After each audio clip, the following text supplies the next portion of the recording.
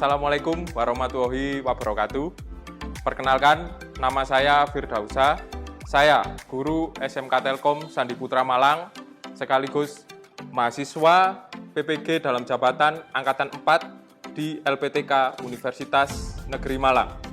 Hari ini saya akan melaksanakan praktek pembelajaran UKIN dengan siswa kelas 11 jurusan Rekayasa Perangkat Lunak di SMK Telkom Sandi Putra Malang. Semoga pelaksanaan pembelajaran pada kali ini dapat berjalan dengan lancar dan optimal.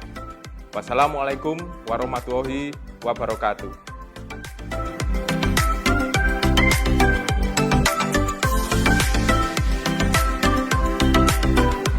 Assalamualaikum warahmatullahi wabarakatuh. Selamat pagi anak-anakku 11 RPL 2. Ya, selamat pagi. Semangat ya. Nah, kita sebelum mengawali pembelajaran ya. Semangat pagi. Pagi. Mana? Semangat pagi. Pagi. Wah, yowis. Oke, kita hari ini harus semangat ya. Karena masih pagi ya. Sebelum kita mengawali pembelajaran hari ini ya, minta tolong Mas Satria ya untuk dipimpin berdoa terlebih dahulu. Silakan Mas. Assalamualaikum warahmatullahi wabarakatuh.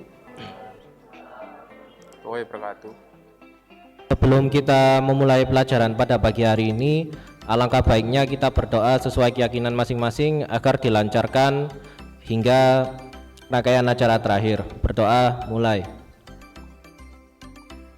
Doa selesai. Oke, terima kasih Mas Satria sudah memimpin berdoa ya. Nah, sebelum pelajaran ya, Pak Daus cek dulu ya kehadiran kalian via LMS ya, seperti biasa. Oke. Mbak Ainu hadir ya. Mas Alif hadir ya. Mas Alvito hadir. Mas Cesta hadir. Mbak Desi hadir. Mas Satria, nah ini kepala suku kita. Mbak Sevia hadir ya. Oke. Yang izin cuman Mas Fardiansah ya. Oke, semoga Mas Fardiansah dilancarkan ya tambal bannya dan bisa segera menuju ke sekolah.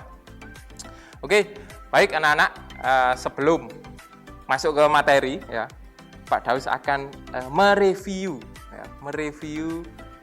apa-apa saja ya yang sudah Pak Daus jelaskan di pertemuan sebelumnya. Ya. Pertemuan sebelumnya ya, kita membahas tentang apa ya? Angkat tangan. Ayo, angkat tangan. Nah, Mbak, apa? Nah, CSS. Apa itu, Pak? CSS, Pak? Tentang apa? Nah, Mbak Sevia, betul. Untuk mendesain sebuah web. Apa lagi? Ada yang berpendapat CSS? Selain untuk mendesain? Ya, Mbak. Betul, untuk memberikan tampilan web lebih menarik sehingga user friendly, nah, mudah digunakan. Ya. Kemudian ada macam-macam penulisan dari CSS ya, ada 3 ya. Apa aja? Ayo. Ya, Mbak Ainu. Nah, internal, eksternal dan inline ya. Saya rasa ketiga-tiganya sudah paham ya dari istilahnya sendiri kan sudah mewakili bagaimana kita cara menulisnya ya, seperti itu ya. Oke. Nah, sebelum ke materi ya, ini Pak Daus punya video ya, silakan disimak untuk mengantarkan materi tentang Bootstrap ya. Coba disimak ya. The world's first website was published in 1990. Comparing to today's website, it's really impressive to see how far we have come. In this video, we will travel back in time to see each step of web design evolution in the past 30 years. Let's check it out.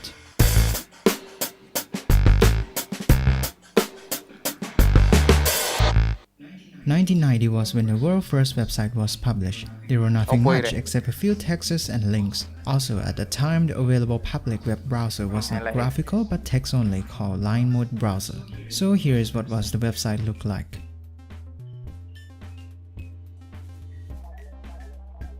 1992 was when the first image was posted 92. online and was edited with Begini, Rek, Photoshop website before ya. uploaded into the Ya. internet. Ini sudah Rendering with GPU menggunakan power using JavaScript ya. JavaScript. dan CSS3. Oh, Additionally, apa? CSS Ada 3D Transform Ani was starting to become very masihnya popular this year HTML5 too. ya. Di situ kita sudah mengenal mengembed sebuah video 2015, HTML5 became widely drop adopted. Flash. Jadi And in this year, Flash sudah YouTube tidak decided to drop nggak Flash ada. Player and Ya. use HTML5 Player instead. Kayak CSS3 menggunakan kode animation pen, and ya, transition yang were nanti kita introduced terapkan. this year, allowing Tuh, fluid tampilannya and sudah responsive apik, buttons ya, and sudah menus. bagus. Ya. Dan pastinya apa? Responsif. Nah, responsif pastinya. Gitu.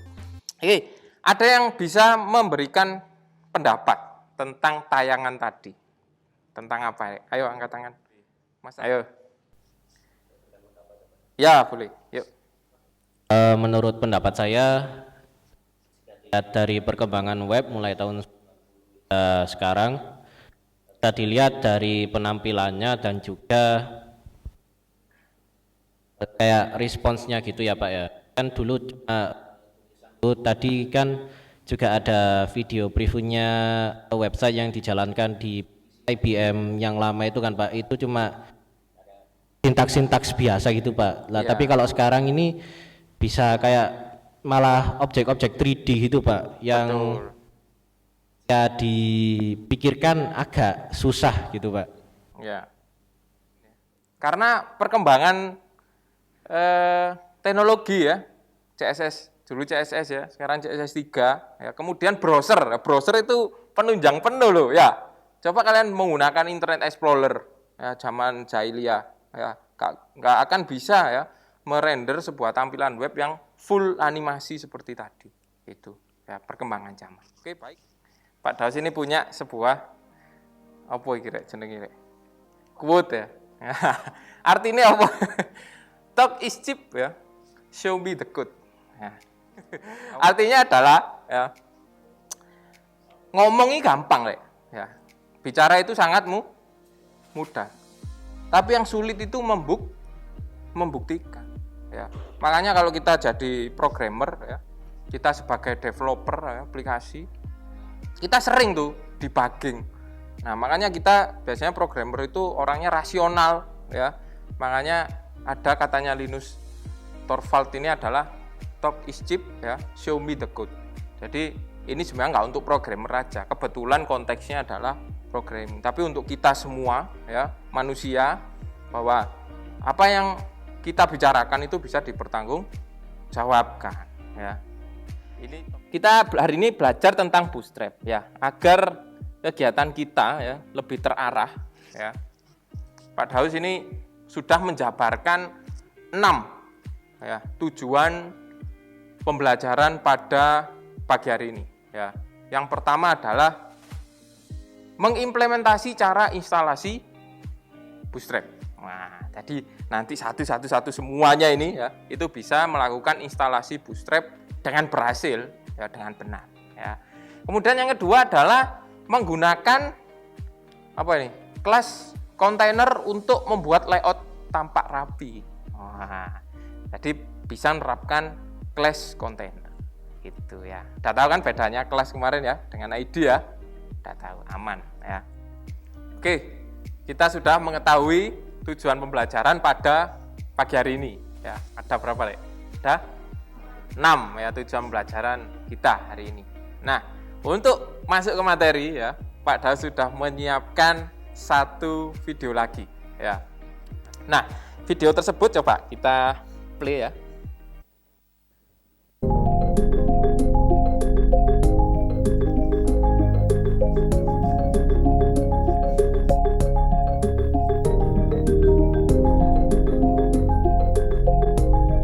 Ya mati Rek. Buka web di HP.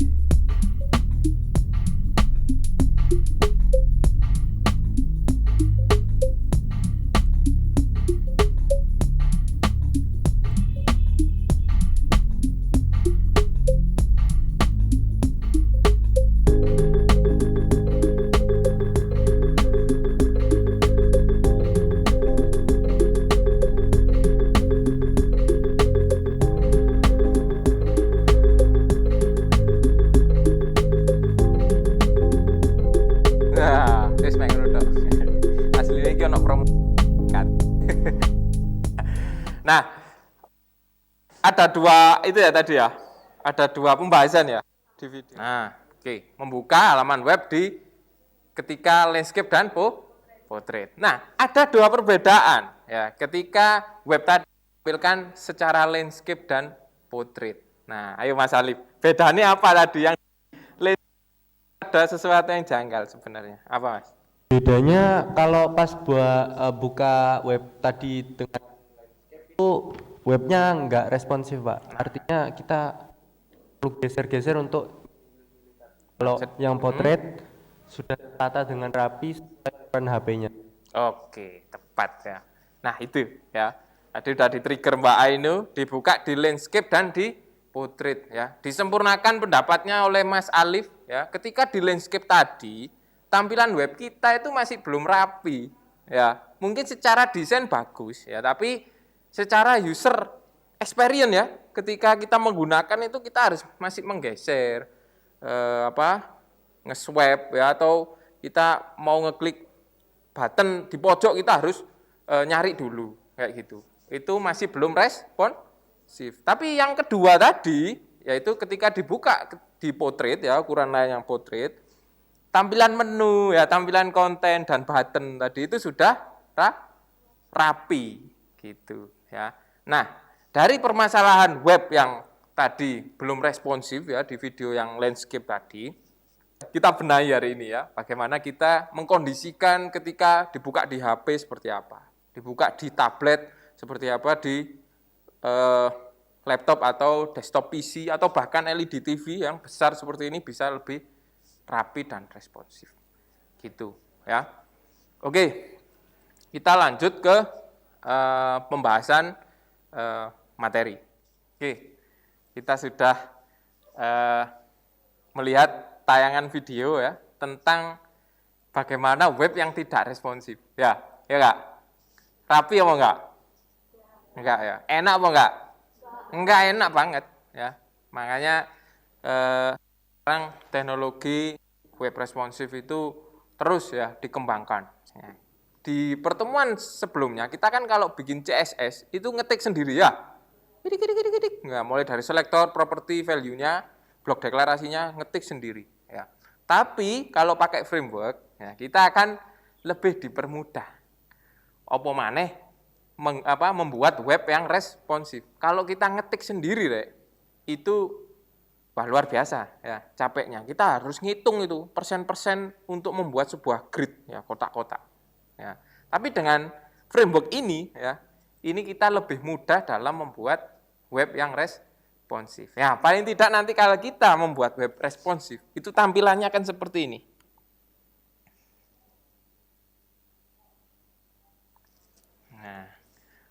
Nah, tampilannya insya Allah seperti ini ya. Insya Allah loh ya, karena kan selera masing-masing ya. Hari ini kita akan belajar salah satu framework untuk membantu kita dalam membuat web yang responsif. Nah, framework apa itu ya? Kita lihat nih. Hari ini kita belajar tentang salah satu framework CSS yang akan banyak membantu kita dalam membuat web yang responsif dan menarik menggunakan framework Bootstrap. Ya. Bootstrap itu apa, Pak? Nah, ini boleh dibaca. Sebuah framework CSS yang berisi kerangka kerja ya, untuk memudahkan kita dalam membuat template atau tampilan website. Ya. Apapun yang kita butuhkan ya, ketika membuat sebuah halaman web, ada semua ini di Bootstrap ini. Ya, powerful apa tidak? Ya powerful ya. Kalian bikin button ya, bikin kotak input ya, bikin link ya. Dulu kita belajar sebelumnya ya. Apalagi bikin sebuah pop-up tampilan ya. Bootstrap bisa menangani itu semua ya, tanpa kita perlu banyak coding CSS secara mandiri ya. Kita sudah dimanja dan pasti dijamin kualitas tampilannya itu sangat rapi ya. Dari segi codingan rapi, hasilnya juga rapi dan sudah pasti responsif. Nah, inilah ya keutamaan atau keuntungan kita kalau kita membuat layout halaman web itu menggunakan sebuah framework ya. Itu ya. Paham ya sampai sini ya? Paham enggak? Bootstrap. Nah, di dalam Bootstrap ya, kita ketika download ya, dari websitenya Bootstrap, ya, kita akan disajikan banyak sekali file.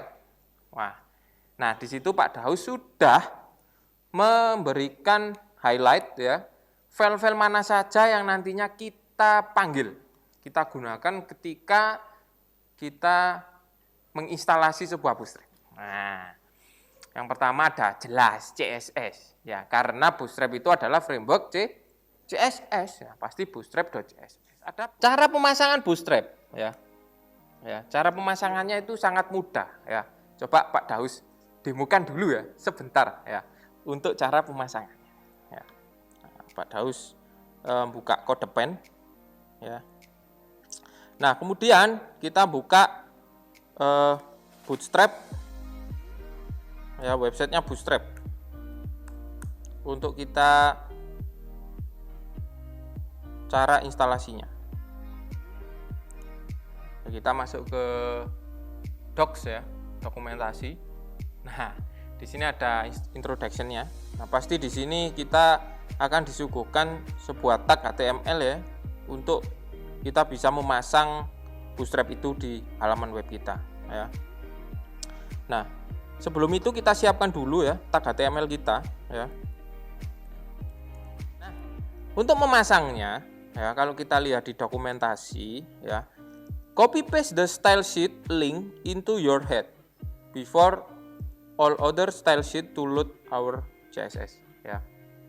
Ya, jadi dia di copy paste aja, dimasukkan ke dalam tag head ya. Kemudian before all other style sheet to load our CSS. Jadi kalau kalian punya CSS yang diketik sendiri ya, seperti pertemuan sebelumnya, itu ditaruh sebelumnya.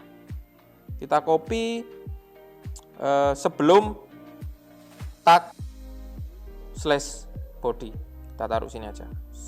Nah, gitu. Ya, jadi kita bisa memasukkan statement di dalam sini ya. Elemen HTML. Nah, gitu. Ada yang namanya grid system ya, menggunakan Bootstrap. Ya. Grid itu apa, Rek? Kotak-kotak ya. Nah, ini ada grid system. Pak Daus contohkan itu ada kotak-kotak ya. Bagaimana Bootstrap membagi halaman web sehingga proses layout menjadi dan sistematis ya. Nah, di web itu sebenarnya bisa kita atur ya, desainnya itu menggunakan grid ini, kolom. Tidak seenaknya aja wis. Nanti juga tidak user friendly ya kalau kita seenaknya aja ketika sebuah layout. Nah, dengan grid ini kita pertama lebih mudah, yang kedua lebih rapi tampilan web kita dan konsisten. Oke, yang terakhir adalah kita mengenal tentang row dan column ya. Row dan column. Jadi row itu kalau kita belajar di Excel itu adalah baris, col ya kolom ya. Makanya tadi kalau kita bahas tentang grid system ya, grid system itu terdiri dari baris dan kolom ya. Kita bagi kolom, ada baris, nah gitu ya. Oke, selanjutnya, nah ini yang paling penting ya.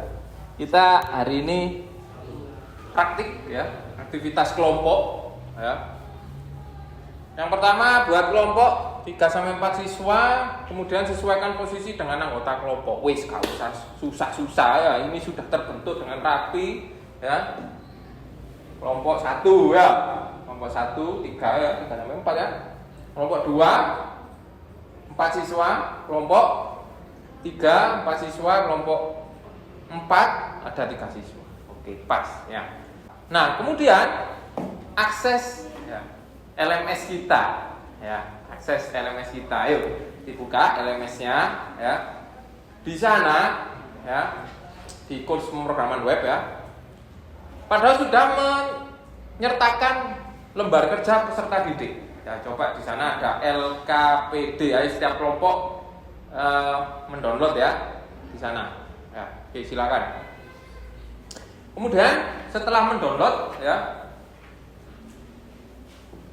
pastikan membaca ya, instruksi-instruksi yang ada di LKPD yang sudah di-download tadi ya, itu agar lebih efektif ya dan efisiensi waktu juga. Pak Daus akan mencontohkan tahap awal dulu ya, bagaimana kita prosedurnya untuk melakukan praktikum. Oke ya, disimak di layar ya, simak di layar. Ya. Di sini Pak Daus sudah membuka kode pen, ya, melanjutkan video instalasi bootstrap tadi.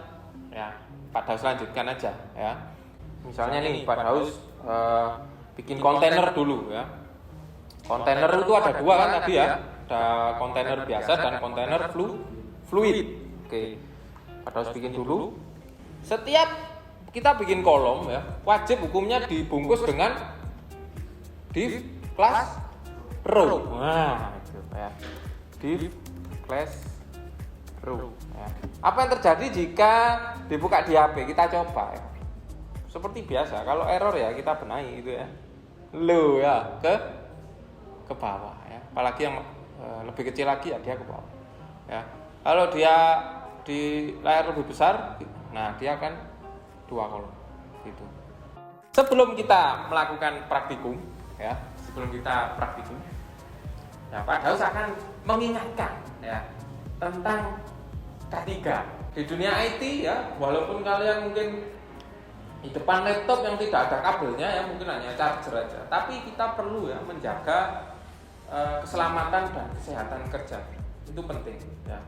Kalau kita misalnya menghadap laptop ya berjam-jam tanpa kita istirahat ya, tanpa kita memandang luar gitu ya, itu lama-kelamaan mata juga akan capek dan ujung-ujungnya nanti minus ya. Nah, ini Pak Daus yang pakai kacamata. Nah, dari segi keselamatan ya, di rumah misalnya menggunakan komputer ya atau laptop ya, berikan alas ya semacam di ruangan ini ya, ada karpet ya, sehingga dia tidak kaki kita ya, tubuh kita tidak tersentuh dengan lantai secara langsung ya.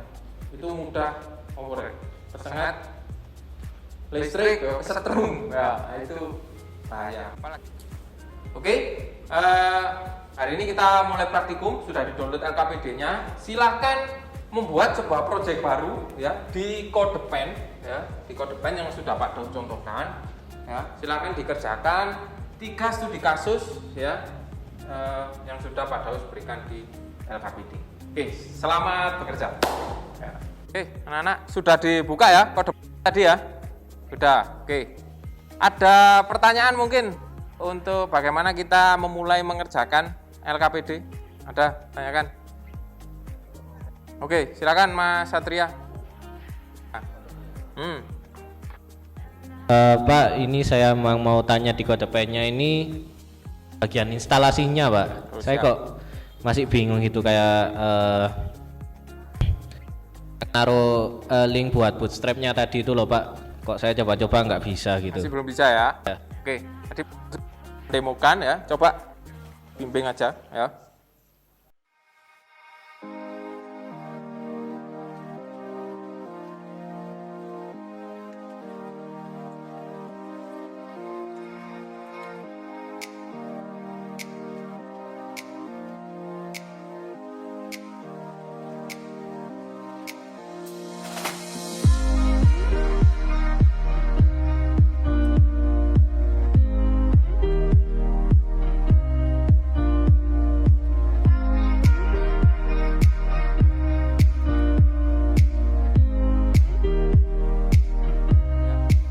Pak Daus sambil keliling ya, melihat progres kalian ya. Kemudian Pak Daus juga sambil menilai ya, menilai setiap progres ya, dan menilai sikap kerja.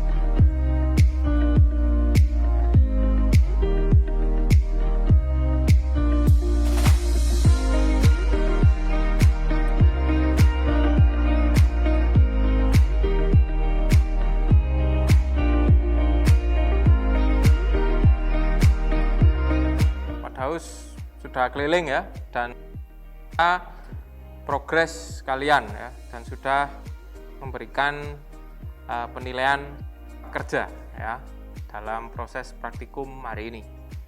Oke ya. Setelah ini kita akan melakukan menunjuk perwakilan presentasi gitu ya. Oke, langsung aja. Untuk presentasi yang pertama Pak Daus tunjuk ya. Kelompoknya Mbak Ainu ya, diwakili sama Mas Satria ya. Oke, Mas Satria, coba dipresentasikan untuk yang studi kasus 1. Nah, nanti teman-teman semua kepingin melihat hasil pekerjaan dari kelompoknya Mas Satria di studi kasus 1. Silakan Mas. Yang pertama untuk di bagian headnya ini ya ada title dan link CSS dari bootstrapnya sendiri. Selanjutnya untuk bagian body, untuk kontainer kelompok saya menggunakan kontainer fluid agar terlihat lebih lebar dan bisa dibilang lebih bagus. Dan untuk kolomnya size-nya 12, dan untuk bagian header teksnya kita align di bagian center. Backgroundnya menggunakan background yang info yaitu berwarna biru muda, dan padding Y-nya yaitu 5. Selanjutnya untuk bagian terakhir yaitu script JavaScript yang diambil dari bootstrapnya. Oke, sudah. Tangan untuk 4 ya.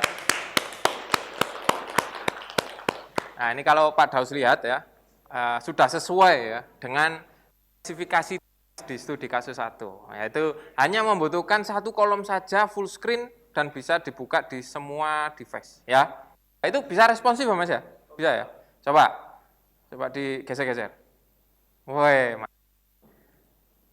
Wah, oke, udah responsif ya. Load dengan baik. Oke. Kemudian untuk kelompok selanjutnya Pak akan memilih ya. Nah, ini nanti yang presentasi adalah kelompoknya Mas Alif ya. Oke. Ya. Waktu dan tempat dipersilakan Mas untuk menjelaskan. Baik, kelompok 1 akan studi kasus 2. Tampilannya ada header, sidebar, dan footer. Codingan di sini menggunakan kontainer biasa, ada class row dan kolom, text center. Lalu untuk headernya background danger yang warna merah. Terus Oke, terima kasih untuk kelompoknya Mas Alif ya. Beri tepuk tangan ya untuk hasil studi kasus yang kedua. Oke. Ya, tadi kelompoknya Mas Satria bagus ya. Satu kolom ya. Kelompoknya Mas Alif juga sangat bagus ya. Ini sudah improve di soal yang kedua, yaitu menggunakan 2 kolom. Oke. Kemudian Pak Daus nanti paralel ya akan juga memberikan nilai keterampilan ya dari hasil pengerjaan kalian gitu ya. Nah, setelah ini ya kita akan lanjut ya untuk tes formatif. Nah, gitu ya. Habis ini kita siapkan aplikasi yang digunakan untuk tes formatif. Oke. Nah, silakan untuk memulai tes formatif ya, join di Quizzes kode 894081. Nah, silakan join ya. Oke, sudah join?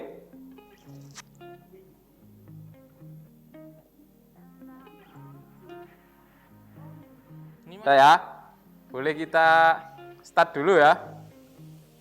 1, 2, 3.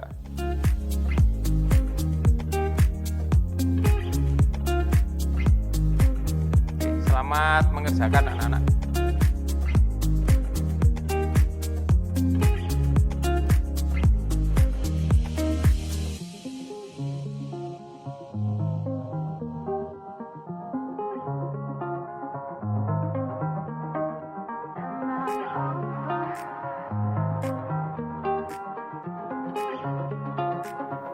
Oke, udah semua ya.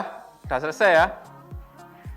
Siapa nih yang menjadi urutan pertama? Oke, Mbak Kaisa. Ayo, tepuk tangan yuk. Yuk. Yang kedua tadi siapa? Hasil ya. Oke, tepuk tangan untuk Hasil. Dan yang ketiga siapa? Ainu ya. Oke, semangat.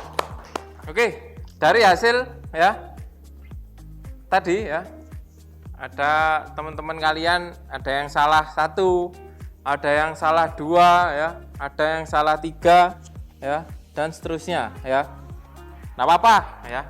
Hari ini kita proses belajar ya. Tentu saja selamat bagi kalian yang di sini salah 1 ya, belum ada yang betul semua ya. Yang salah 1 ya, selamat, itu kalian paling tidak sudah memahami ya secara umum bagaimana penerapan Bootstrap itu untuk membuat layout web yang responsif ya. Bagi yang salah 2, salah 3 ya, nggak apa-apa, tetap terus jangan bosan-bosan ya untuk terus belajar sehingga sebagai siswa jurusan RPL bisa membuat web yang responsif menggunakan Bootstrap. Kemudian yang terakhir ya, ada yang masih salah semua. Itu ada Mbak dan Mbak Patricia. Nah, ini nggak apa-apa Mbak ya, jadi butuh belajar lebih giat lagi ya. Nanti ada yang namanya remedi. Nah gitu, tenang aja, nanti ada yang namanya remedi. Nanti kalau melihat dari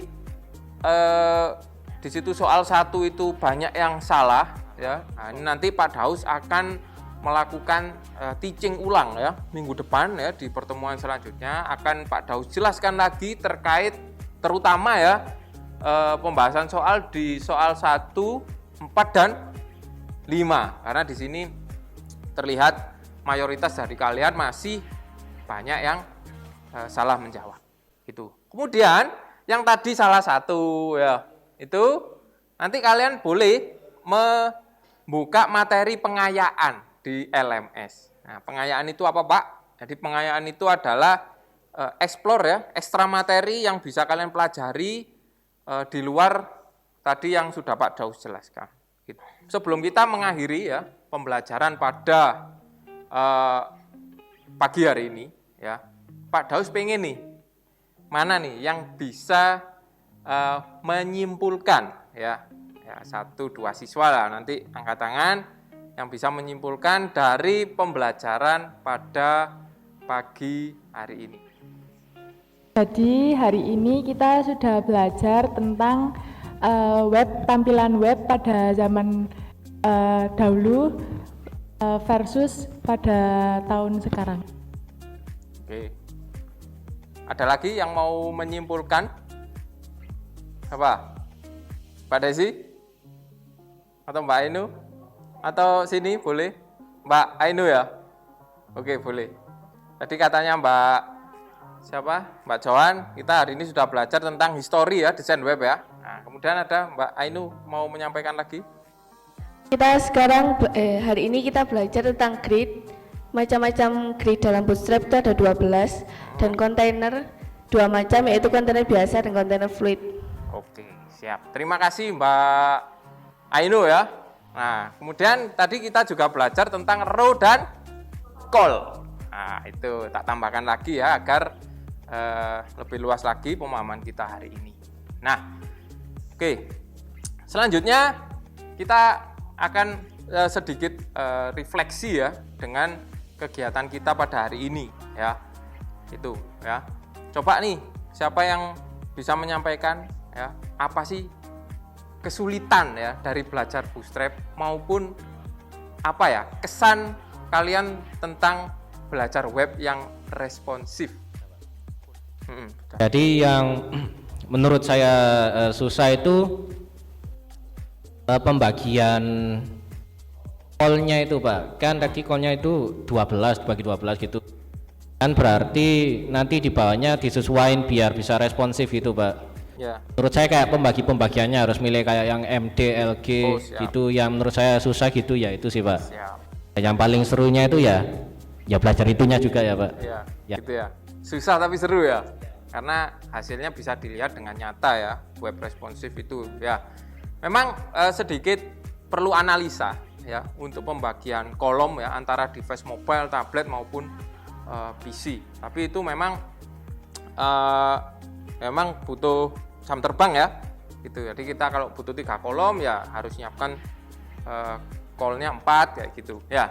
Sehingga itu bisa adaptif sesuai dengan device.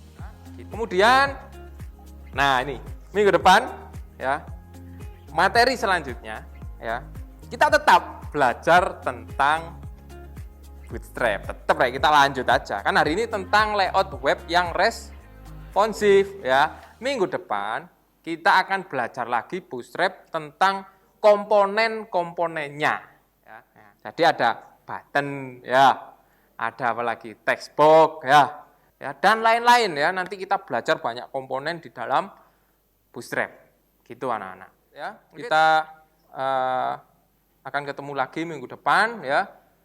Sebelum kita mengakhiri pembelajaran pada pagi hari ini ya, seperti biasa dipimpin berdoa dulu. Nah, tadi yang membuka siapa? Satria. Oh, jangan Mas Satria ya. Siapa? Mbak Joan. Ya wis boleh Mbak Joan. Siap, boleh. Sebelum mengakhiri pembelajaran hari ini, sebaiknya kita berdoa dulu supaya apa yang sudah kita pelajari hari ini menjadi sebuah keberkahan untuk kita semua. Berdoa menurut agama dan keyakinan masing-masing, berdoa mulai. Doa selesai. Oke, baik, terima kasih Mbak Joan sudah memimpin doa penutup ya.